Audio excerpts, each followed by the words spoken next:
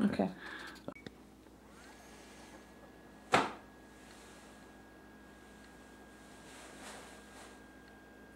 Hi, my name is Marc Lyncheski and I am a first-degree black belt in TaeKwonDo. TaeKwonDo is a martial art that was actually formed in Korea, handed down through decades, centuries of other martial arts which originated all the way back to Kung Fu in China. Stop.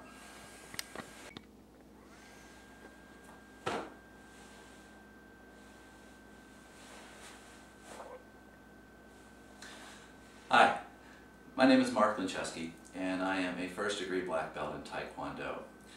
TaeKwonDo is a Korean martial art similar to karate or Kung Fu. Tai meaning striking with the foot, and Kwon meaning striking with the hand, and Do, which translates into the art of or the way of. Typically, a TaeKwonDo student would learn to defend themselves using their hands, feet, knees, elbows, head, whatever is available to them. But today I'd like to share with you a tool that sometimes they can use, weapons, to defend themselves. And specifically today I want to share with you the katana sword. Now the katana sword is actually of Japanese descent and creation, and has thousands of years of history. And originally it was created for the samurai warriors. And these swords were used by the samurai, ninja, other people in combat, and it was actually believed that these swords possessed the spirit of the owner. There was great ceremony and time put into creating these swords. It would take weeks, sometimes even months, to create just one sword.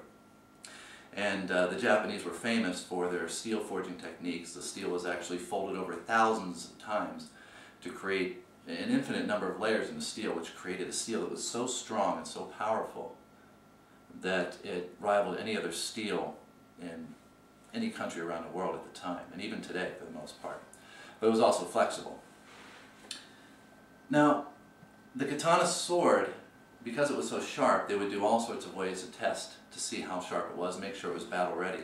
And one of the famous stories is the water lily test, when they would take the katana sword and hold it blade forward in a stream and release a water lily pad down a current. And the simple currents of the water would be strong enough to slice the leaf in half.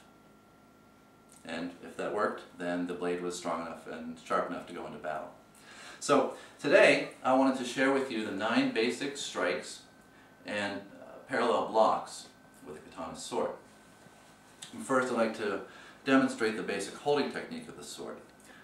First and foremost, you'll notice that the katana sword is actually held with 2 hands as opposed to 1. And the hands are not together, they're actually separated to create a leverage motion with a downward strike or whatever strike angle you're taking. Also, you'll notice that the blade is slightly curved, and that is intended to create more contact with the target as it's making a slice. Now, the stance.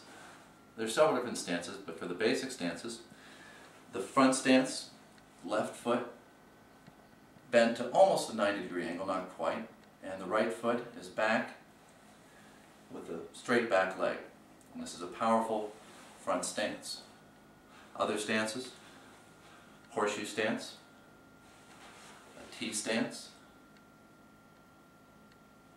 and a back stance. Now, for the 9 strikes of the katana sword. The first strike is a downward angled strike across the collarbone. You notice that my left leg is forward, right leg is back.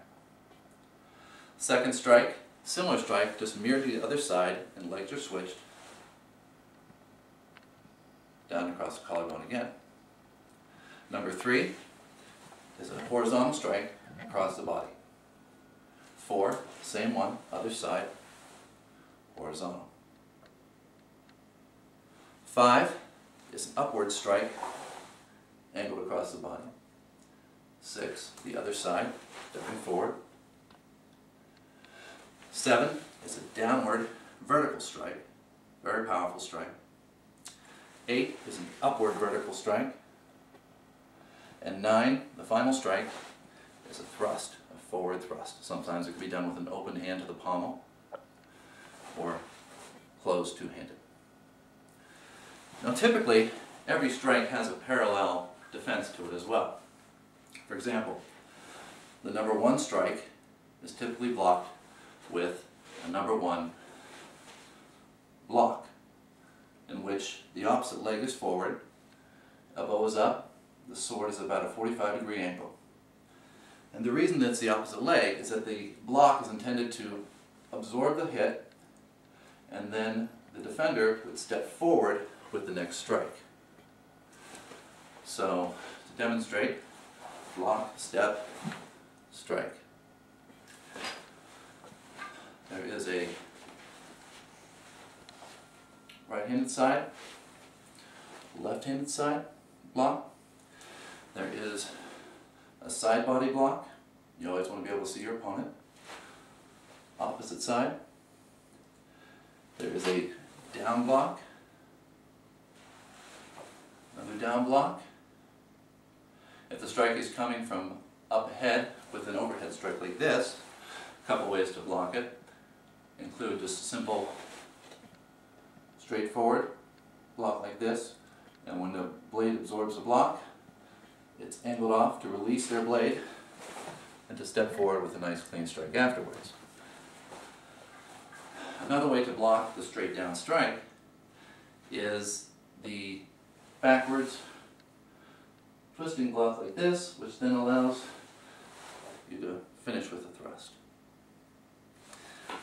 So, to demonstrate the 9 striking techniques in succession would appear something like this.